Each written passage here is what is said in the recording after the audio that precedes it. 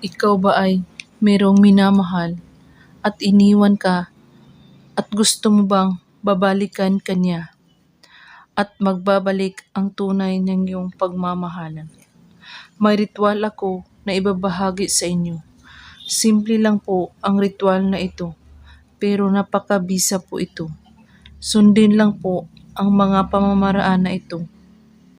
Ang mga gamit po ay ang garapon na may laman ng asukal, papel, at panulat.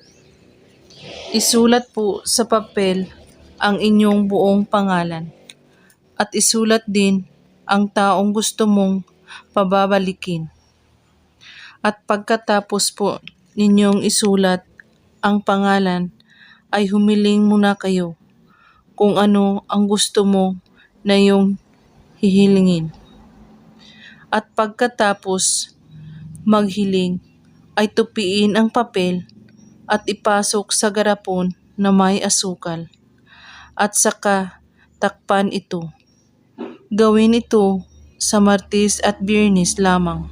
Dapat buo ang inyong paniniwala sa paggawa nito. At kung may katanungan po kayo ay magko-comment lang po sa baba.